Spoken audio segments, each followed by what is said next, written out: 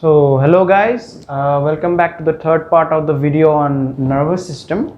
So today we are going to start with something known as ventricles of the brain.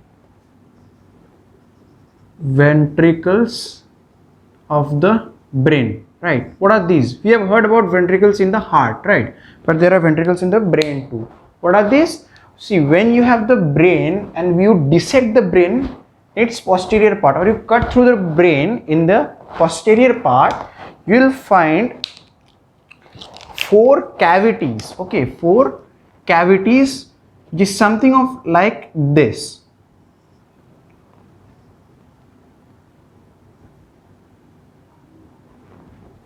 Which is something of like this. I'm drawing it bigger.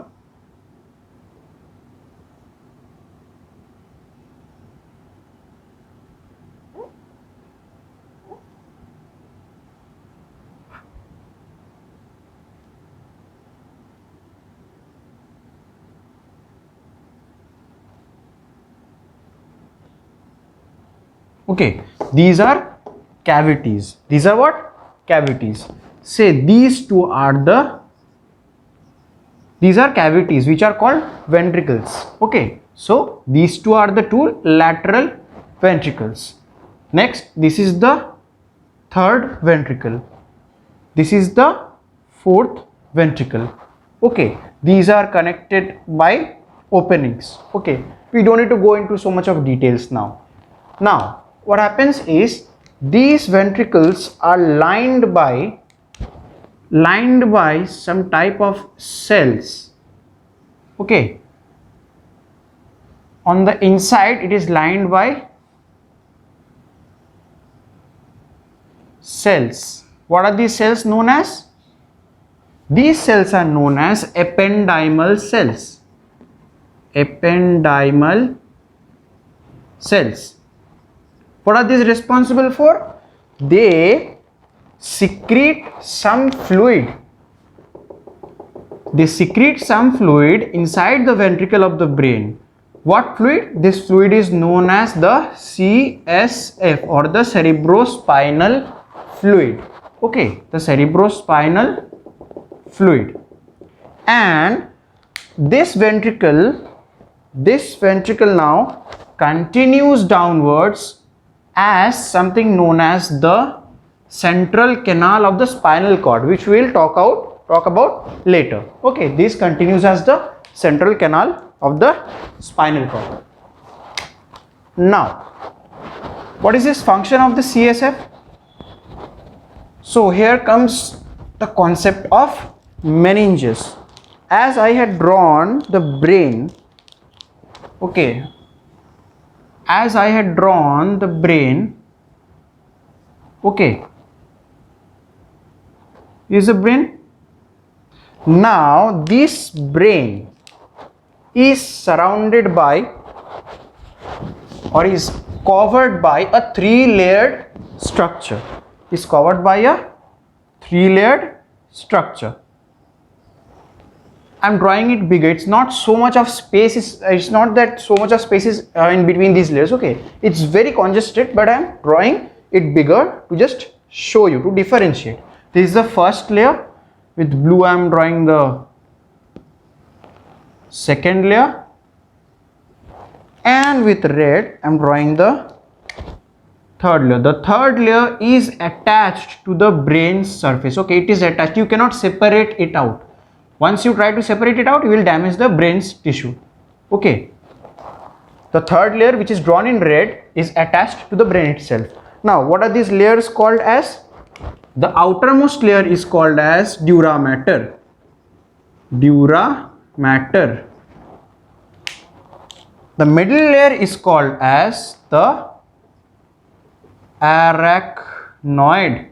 The arachnoid. And the innermost layer is called as pia mater. Now you remember those ventricles are secreting something known as the CSF, or the cerebrospinal fluid. This fluid is present in between these two layers. Which two layers? Arachnoid and pia mater. That is the second and the third layer respectively. Okay, this fluid is present here, CSF. What is the function of this fluid? This fluid acts as a mechanical shock absorber. Say someone strikes on the head. Okay, this acts as a mechanical shock absorber and protects the brain. Second function is to provide nourishment to the brain surface. Okay, it also provides nourishment. It has nutritional values.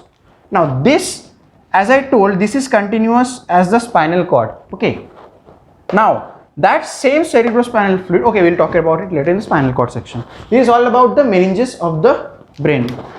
Meninges of the brain. This meninges also continue throughout the spinal cord also. Okay, it is not that it ends up here. Okay, it also continues throughout the spinal cord, as the spinal cord is also an extension of the brain. Okay, now next we'll talk about spinal cord.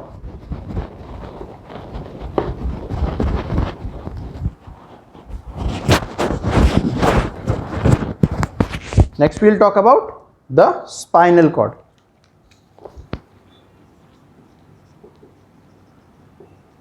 How does it look like? The spinal cord is a tubular structure. Okay, so it is like,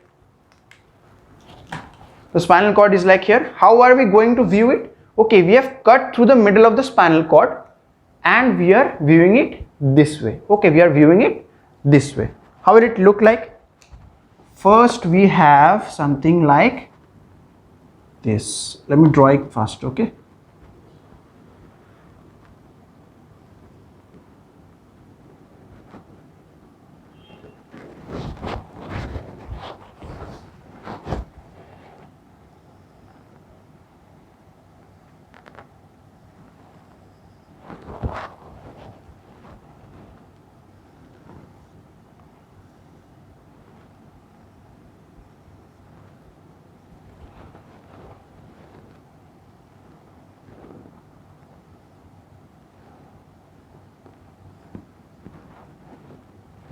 this is the spinal cord.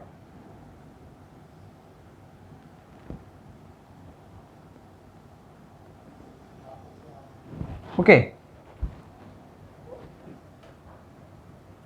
now let me label the parts. As we had seen, the brain had outer gray matter and inner white matter. In a similar way, here also we have white matter and gray matter, but here is the reverse of the brain. Here inside we have gray matter and outside we have white matter, right? This is the anterior part, means this is the anterior part, front part. If we are viewing from here, this is the front part of the spinal cord. Okay, and this is the posterior or dorsal, and this is the anterior or ventral. Okay, now what is this? I talked about something known as central canal. Okay, this is the central canal. This is the central canal, and here we have CSF. What is its function? Here also it provides nourishment and it acts as a mechanical shock absorber. Okay, now this is the posterior commissure. Commissure means a ridge type, fissure type. Okay, it's present posteriorly, so it's called posterior commissure. Posterior commissure. And here this is same, the similar way it is also known, it is known as anterior commissure. Okay, now what are these? This is present dorsally, so this is known as dorsal root, and this is present ventrally, so it is known as ventral root. What are these? These are the nerves coming out. Through this, inside of this, nerve fibers will come out. We'll show it later on. Okay, and these two, dorsal root and ventral root, join together to form this thing, this together. This is known as the spinal nerve. Okay, and in the dorsal root, make sure in the dorsal root we have a swelled thing, as I had taught earlier. This is the dorsal root ganglion. What were ganglions? What are ganglions? Ganglions are collection of cell bodies or cytons. So this is all about the anatomy of the spinal cord, a brief anatomy of the spinal cord. Okay, now also we have this is the white matter, this is a gray matter, okay, and the posterior part of the gray matter is something sharp like thing present. Okay, this is known as the posterior horn, posterior horn, posterior horn, and this part is known as the, these two are the posterior horns and these two are the anterior horns. These two are the anterior horns. So that's all about the anatomy of the spinal cord. Okay.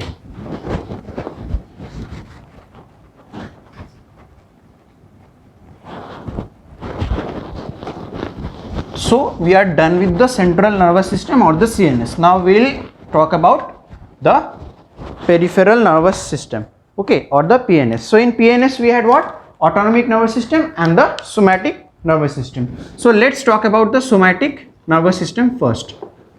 Okay, we will talk about the somatic nervous system. Somatic nervous system, as said earlier, consists of nothing but the cranial nerves and the spinal nerves. What are cranial nerves? Cranial nerves are the nerves which come out from the brain, as said in the name itself. And what are spinal nerves? Similarly, spinal nerves are those which come out through the spinal cord, which I showed in the previous diagram of the spinal cord. Okay, now let's describe something about cranial nerves. Okay, this may not be in your textbook, but it's good if you know. If you are able to remember it, it's good. Okay, cranial nerves. There are 12 pairs of cranial nerves. 12 pairs, mind it, never ever say 12, it's always 12 pairs because they come out from the both sides. Okay, 12 pairs. Now if you are able to remember the names of the entire 12 pairs of nerves, then it's very well and good. So there is a mnemonic, I'll help you out. There is a mnemonic. What is a mnemonic? Say ol, op, oku, tro, try, afa, gav, sa, h. Ol, op, oku, tro, try, afa, gav, sa, h. So you take the initial alphabets of each word, and in this case the letters. Okay, so here we have O. We'll write olfactory. O for OL, actually OL for olfactory. We have OP for optic. OCCU, oku for oculomotor. Same way we go on. Trochlear, trigeminal, abducens, facial, auditory,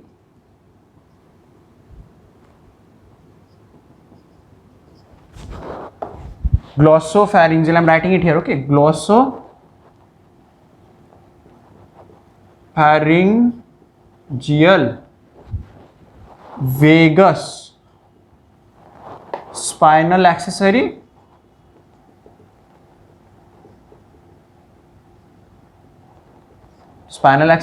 and hypoglossal. Okay, so let's pair it. Let's name it 1, 2, 3 and 4. This is a 1, 2, 3, 4, 5, 6, 7, 8, 9, 10, 11, 12. Sorry, 11 and 12. So we have 12 pairs of cranial nerves. Now it's important to know which of those are sensory and which of those are motor and which of those are mixed. So you remember mixed nerve, spinal, sensory nerve and motor nerve, types of nerves. So it is important, rather you should know. If you can remember, it's very good. Okay, at least 1 or 2 you must know of each category. So how we'll do? Here also we have a nice mnemonic. We have a sentence, a meaningful sentence. What is it? You have to listen. Okay. What is it? What is the sentence?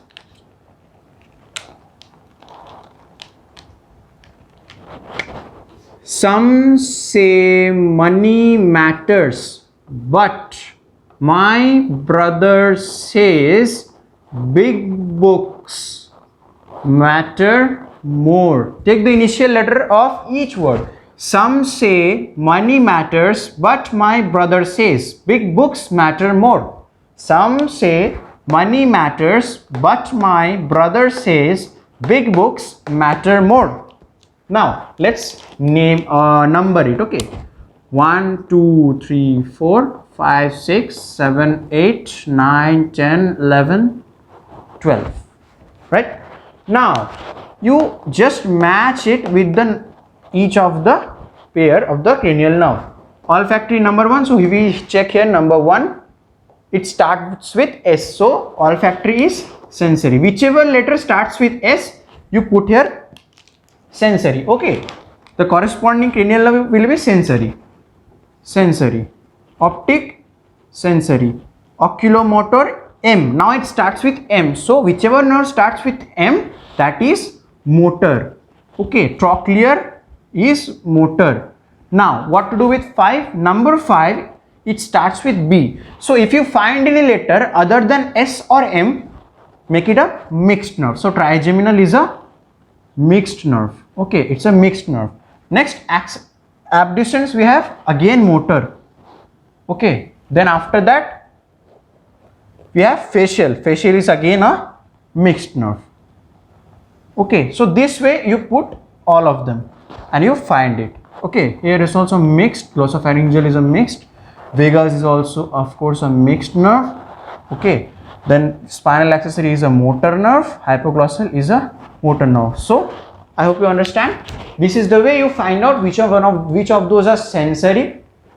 Okay, which of those are sensory, which of those are motor, and which of those are mixed. You take the initial alphabet of the mnemonic, initial alphabet of the words of the mnemonic, and you match it with the corresponding numbered cranial nerve. If we have S in the initial letter, make it sensory. If we have M, make it motor. And if we have any other letter than S or M, we make it mixed. That's all about the cranial nerves. Okay. So now let's talk about the spinal nerves. Alright, let's talk about the spinal nerves. Okay, spinal nerves. I talked about cranial nerves. How many were there? 12 pairs. So how many cranial or spinal nerves are present? Here we have 31 pairs. Don't worry, we do not need to learn the name of each one of those. Okay, just we need to remember the distribution. See, spinal nerves come out from the spinal cord. Okay, we have 5 spinal regions.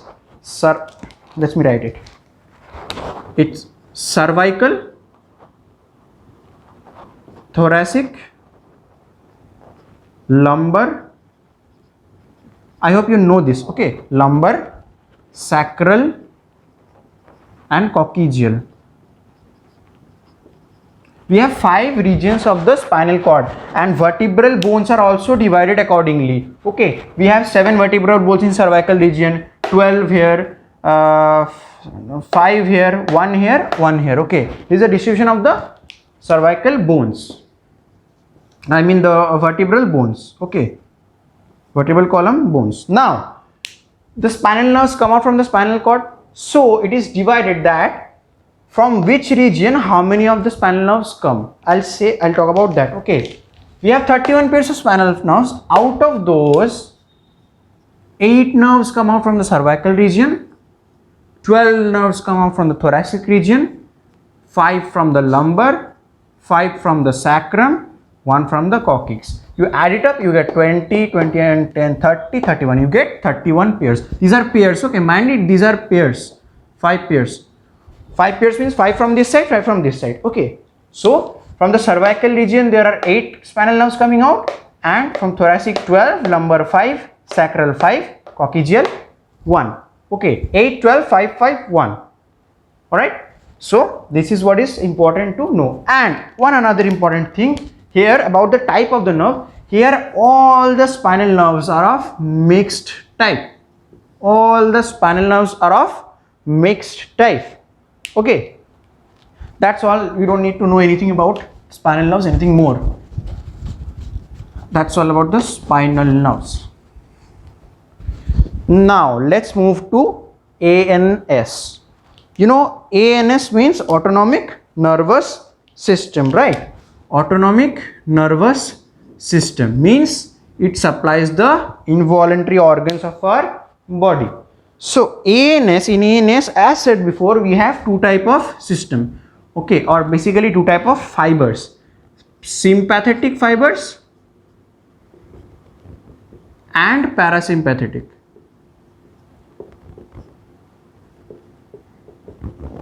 What is this system concerned with?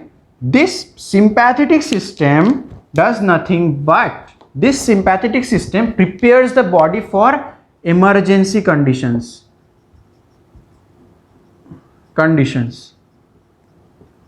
Say you are not a very fast runner, okay, but you are walking on the road, suddenly you see a snake, a poisonous snake. Immediately you see, even if you do not want, but you will run much fast and you will run away from that region. That is what is done by the sympathetic system. You will suddenly feel something that yes, I have to run faster. Okay, that is done by the sympathetic system. And after some time, when you have ran away, you have moved away a lot of distance from that area, now your body will slowly cool down and reach its normal state. That is done by the parasympathetic system. So what it does, it returns the body to the normal state or cool down state. Okay, that's what the function of parasympathetic system. Now these are also nerves, right? These are nerve fibers. Okay, this say it's one sympathetic. When you run fast, okay, what happens? The heartbeat increases. So a sympathetic fiber innervates the heart and a parasympathetic fiber as well innervates the heart. So when the sympathetic system is activated, it makes the heart beat fast, and when the parasympathetic system is activated, say this is the heart, okay, we have a sympathetic nerve coming and innervating or supplying the heart, and we also have a parasympathetic, the green one is the parasympathetic system or nerve that is supplying the heart. So when the heart, when we see when you are in an emergency situation, the heart starts beating fast, that is done by that is done by the sympathetic system. Okay, this is activated, the sympathetic system is activated and it increases the heartbeat. Now after some time, when the body needs to cool down, this system will be inactivated and this system will be inactivated, and the parasympathetic system gets activated, this fired, and this reduces the heartbeat to the normal level. It reduces the heartbeat to the normal level. So these are actually nerve fibers, right? So they need to come out from somewhere. Where they come out from? They come out from they are nerve fibers. They stay inside the nerves. Okay, so they come out from the spinal regions as well. So how will they come out? They come out through the spinal nerves only, as I had drawn the diagram of the spinal cord. Okay, they come out from the spinal nerves only. They come out through the spinal nerves only. Okay, so here also we have some specific regions. It's good if you remember some specific regions. Sympathetic, the sympathetic fibers. Say I told you about the spinal nerves. How many spinal nerves come out from each region? Cervical, thoracic, lumbar, sacrum and coccygeal. Okay, so sympathetic nerves come out specifically from the T1, thoracic 1 to lumbar 2, means what? The thoracic one, in thoracic how many spinal nerves come out? 12, right? So in thoracic 1, 2, 3, 4, 5, 6, 7, 8, 9, 10th, 11th and 12th. These 12 spinal nerves, okay, will contain sympathetic fibers. Means sympathetic fibers come out through these 12 spinal nerves and also the first lumbar and the second lumbar spinal cord. In total it is coming out through 14 spinal nerves, right? 12 from thoracic, because there are only 12 nerves in the thoracic region. So 12 from thoracic and the first two nerves of the lumbar region. So the sympathetic fibers come out through the 12 thoracic spinal nerves and the first and the second lumbar lumbar spinal nerves. Okay, and there must be same thing. The parasympathetic system also need to come out from the through the spinal cords, right? So from where they come out? Similarly, here sympathetic system comes out from the T1 to L2 region. That entire from T1 to L2, that entire region, these fibers will come out. And in this case,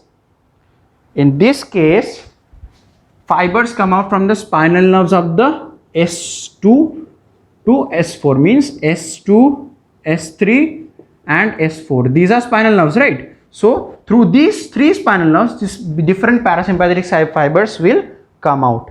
Okay, and not only this, these also come out through some cranial nerves.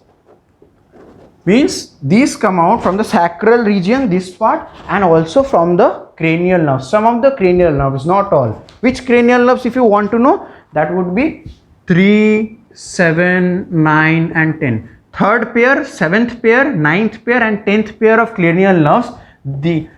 Through these cranial nerves also some parasympathetic fibers come out. So sympathetic fibers come out from the T1 to L2 spinal nerves. Okay, the spinal nerves present between T1 and L2, and the parasympathetic fibers come out from the spinal nerves present between S2 and S4 segments of the spinal cord, and the 3, 7 and 9th pair of the cranial nerves. Okay, it is good if you know this. You should know this. It's an extra plus point if you know this. Okay, now I had dealt with the functions. Okay, let me talk about some definite functions of the sympathetic and parasympathetic. What it does is, say about heartbeat. Okay, here we have sympathetic, here we have parasympathetic, right? What it does, the heartbeat is in sympathetic system increases the heartbeat, parasympathetic system decreases the heartbeat. Okay, ventilation. What is ventilation? Ventilation means the rate of respiration, rate of breathing. Okay, when you run faster, what happens? You breathe very frequently, in a fast way. Okay, so the sympathetic system also increases the ventilation and the parasympathetic system decreases the ventilation. Is there something which parasympathetic system increases? Is it decreasing everything? Yes, there is something. What is it? Peristalsis.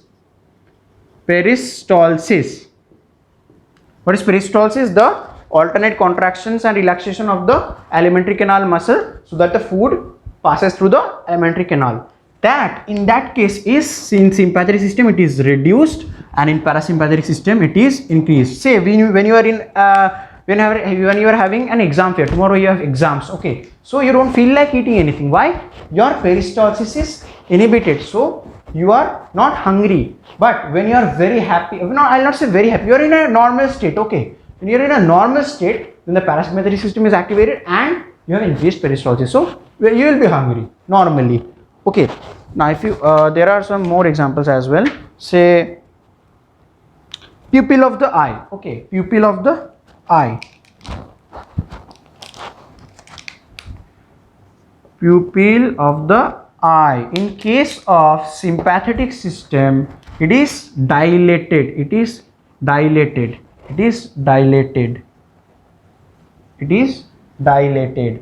And in case of the parasympathetic system activation, it is constricted. Means made smaller. It is constricted. Okay, that's some of those examples. There are more. If you want to know, you refer to any of our books. Okay, you'll get it. Now let's talk about the last part of the chapter, that is reflexes. What is a reflex arc? Let's draw the spinal cord again, but this time we will draw only half of it. Okay, only half of it. So this was the posterior commissure, this was the anterior commissure.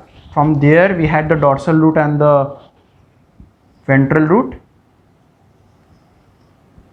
It's not nice. Okay,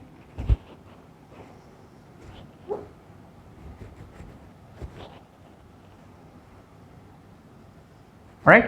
This is the dorsal root. Here we have a nice ganglion. This is the dorsal root. This is the ventral root. Now say this is a hand. Okay, this is a hand.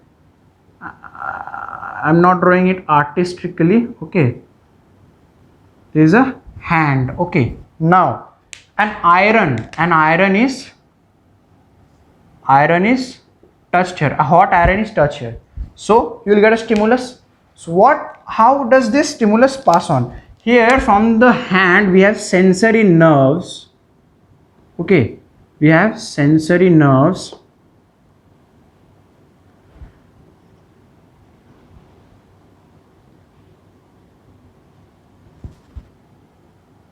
Achha, I forgot to draw the horns. Okay, let me draw some.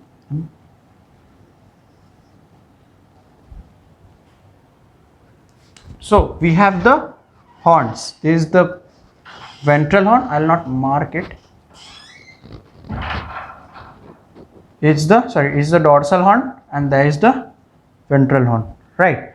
So this nerve, sensory nerve, came from the hand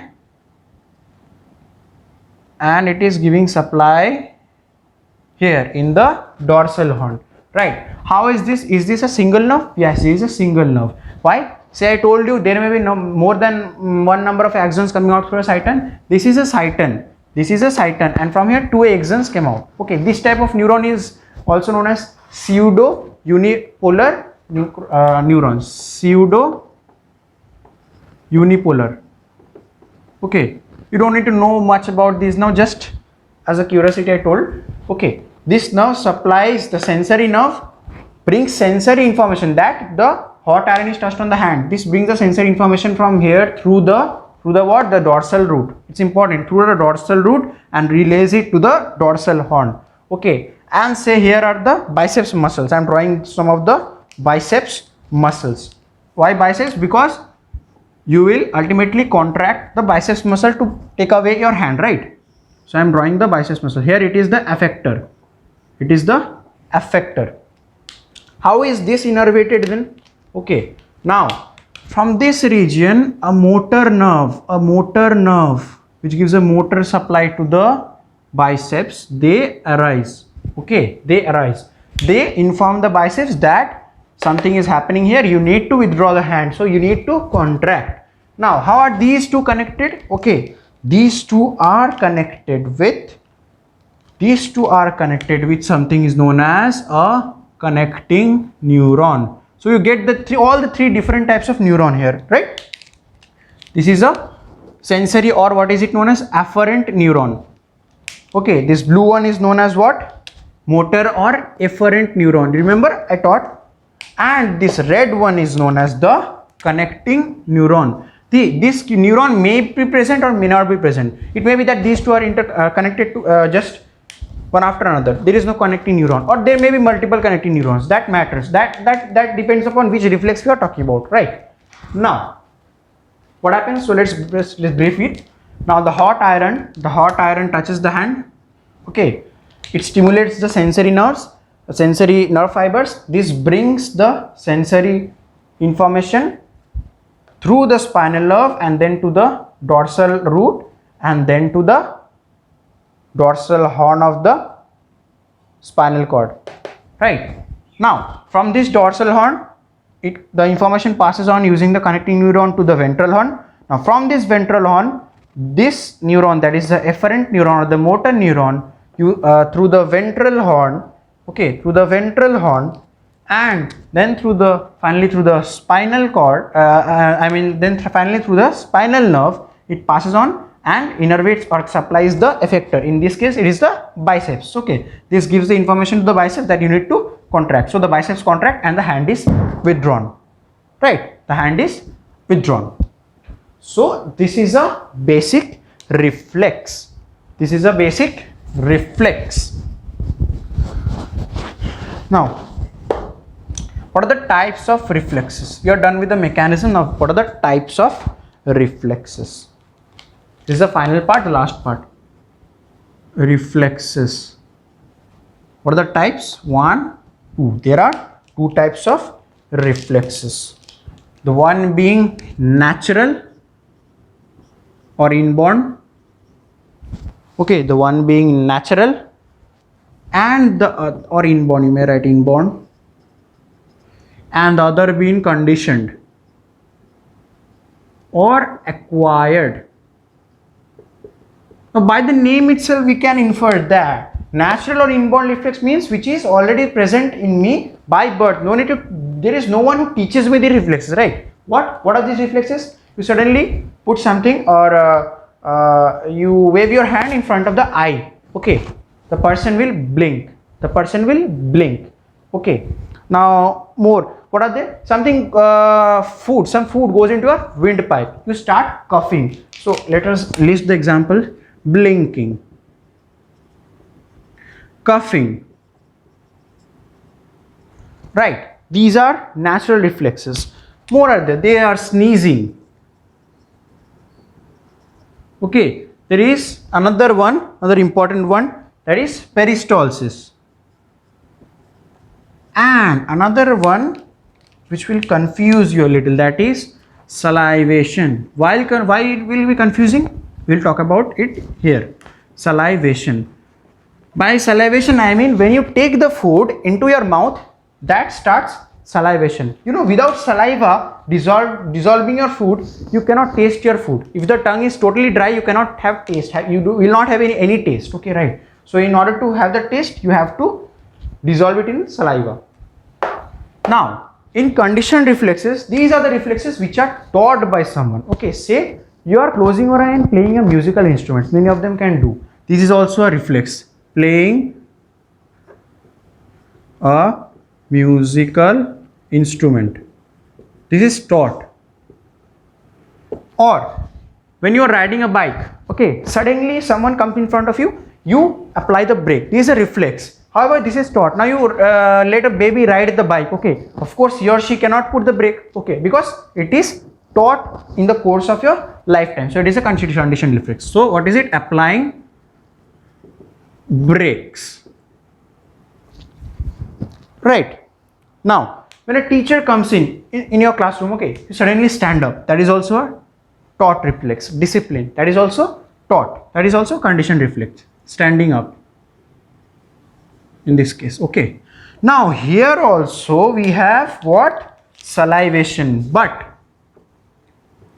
here which type of salivation? Here when we were putting the food in the mouth, then only it was salivating, okay, that is natural reflex. But here when you see a nice food, say you have a nice plate of kulcha, you have a nice plate of, say, the food you love, right?